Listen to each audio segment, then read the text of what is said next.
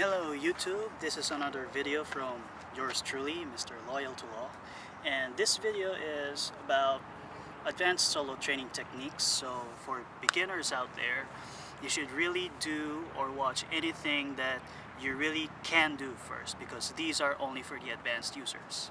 Now for the advanced users, this solo training is using the hands and warming up the shoulders and the elbows as well as the wrists. And this will be personally called butterfly teacup hybrid exercise. For doing the teacups, if you still don't know how to do the teacups, I'll be putting some links on here below or wherever the description box is. And for a rough review on what a teacup exercise is, it's just basically doing this motion. So I put my hands here on my kidneys, rotate, kind of like imagining that I'm holding a teacup on my hand. So I do it front view, here, rotate my body, making sure that I don't spill my tea. Then put it here, then you do it all over again. Butterfly hands would be placing both of your hands like this. And the reason why it's called the butterfly hands is because it mimics a butterfly. Then you switch hands here, like so. Now the reason why this training exercise is a hybrid is because you're doing a portion of a teacup exercise with stopping on butterfly hands.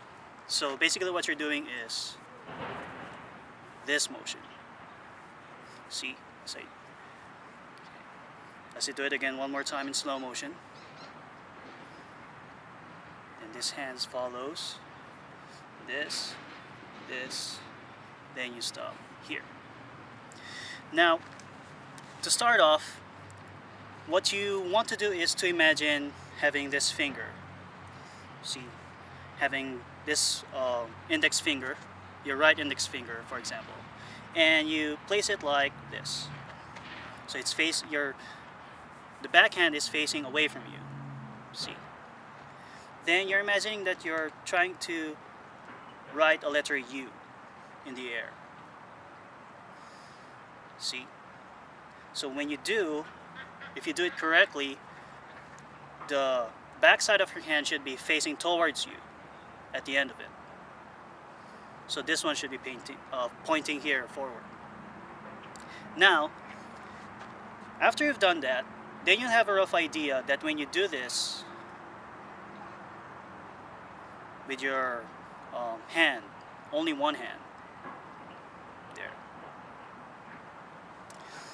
Now, what if your hand is positioned this way?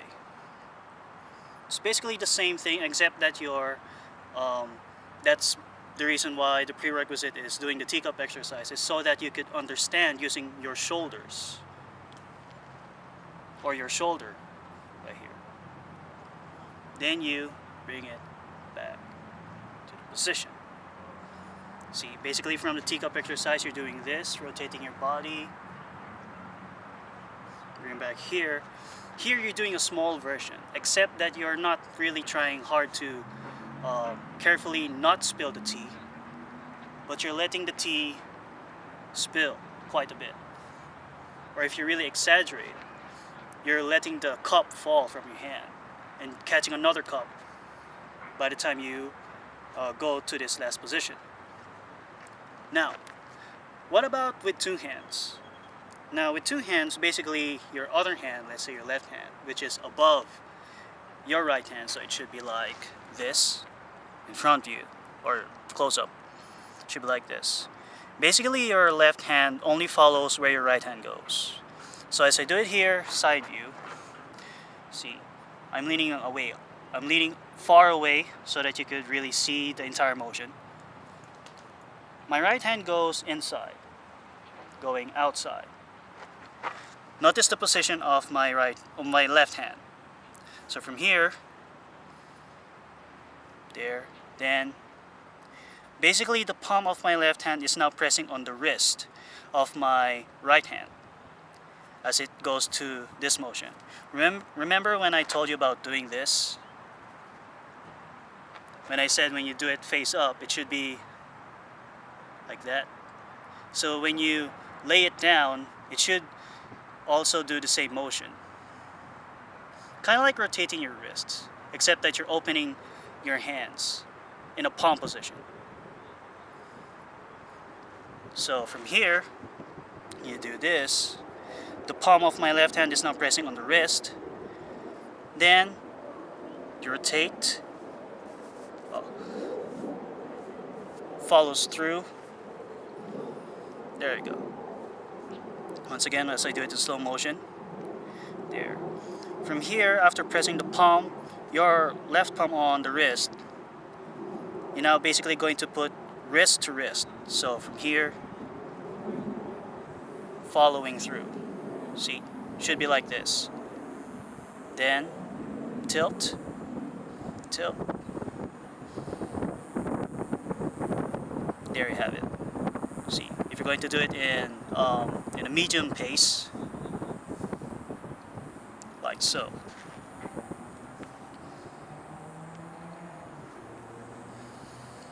So, if this is too hard for you to do, put some space into it.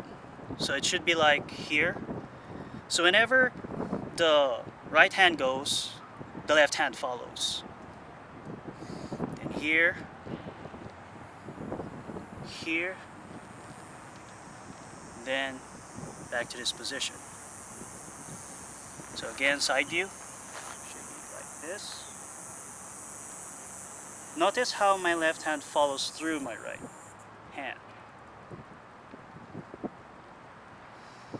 Then here. So if you're still confused on how to do it, basically you're trying to do this motion. So kind of like that, but putting it from here into this side. So from this side into this side. Instead of doing this, like the matrix, you're doing this. See? So once again, as I do it in slow motion with space, here, this hand follows. Here, to lower myself. Then, so if this, I know that this is advanced. I know that this is advanced.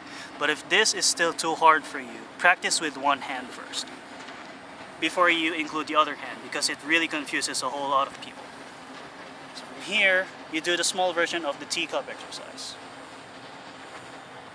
Really strictly limiting yourself in this box right here. So from here, do this, then you do that. Don't worry if it forces you to pull upwards like what I'm going to do. Like that. Because you're letting your shoulder rotate to lessen injury and also to warm up your shoulder. See?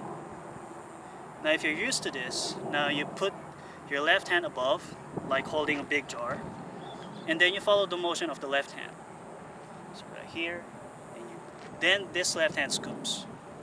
See the position? So pause from here so that you can really see. Then, following the right hand, this one here. So if you're going to do it in a smooth motion, see, so back away for a bit. There. Once again. There. Now if you want to make it compact, should be like what I demonstrated a while ago. Without space, so putting both of your hands together again like this. And just doing the same motion, except you're doing it in a very tight space. So both of your hands are really close together. Like so.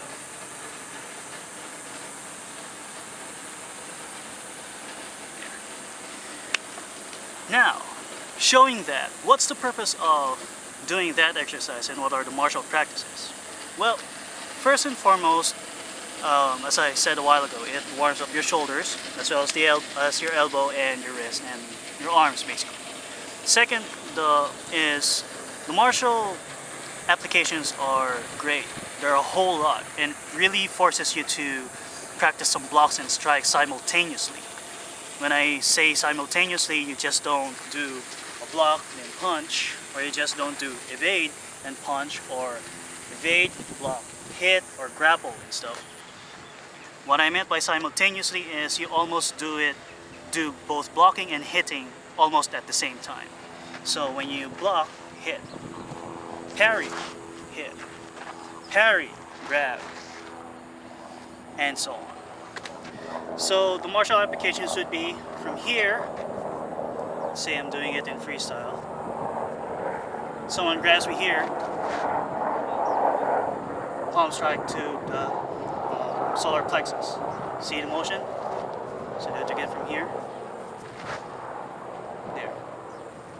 Another application would be when your assailant grabs you on both arms. So do it here, side. See that? Or if you want to exaggerate the motion, there. Also, you can also use it for evasive purposes.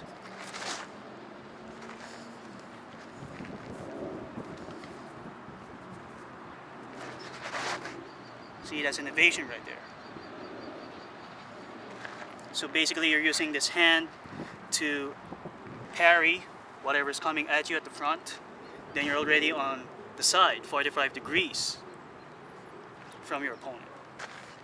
So it's a really handy solo training exercise, and it's sensitivity drill as well. And also you could do a whole lot of free flow style or free flow applications from it.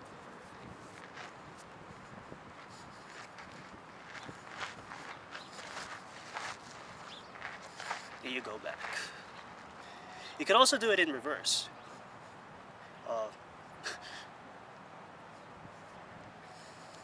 Here, you switch.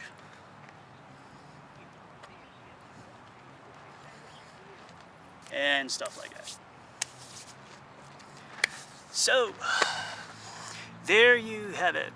Advanced solo training exercise that you could do, or when you're alone, or when you try to have a partner, and check it out.